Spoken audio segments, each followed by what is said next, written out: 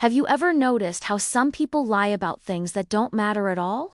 Not to avoid trouble, not to protect themselves, but about tiny details that seem completely meaningless. And yet somehow those are the lies that stay with you the longest. Because when someone lies, even though telling the truth would be easier, your mind senses that something deeper is happening.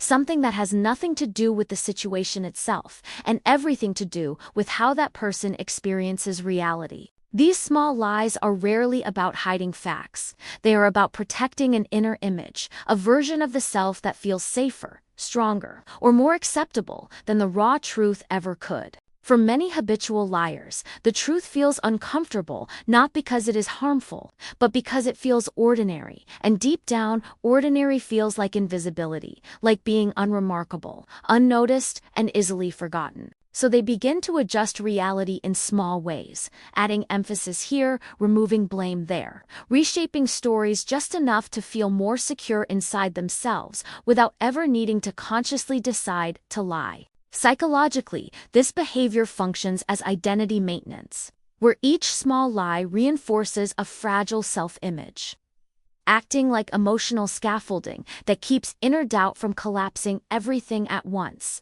The smaller the lie, the safer it feels, because it avoids confrontation, avoids consequences, and delivers immediate relief, teaching the brain that even minimal distortion can reduce emotional discomfort. But beneath this comfort lies another powerful motive, one that often goes unnoticed, because controlling small details is not about power over others, but about stability within oneself. When someone controls the narrative, even in minor ways, they reduce uncertainty. And for a fragile identity, uncertainty feels far more threatening than dishonesty ever could. That is why these lies often focus on meaningless details. Because those details are safe environments where control can be practiced repeatedly without challenge or resistance. Over time, the brain adapts, strengthening neural pathways associated with deception, until the space between thought and lie slowly disappears and honesty no longer feels automatic. Eventually, the lie emerges before conscious thought.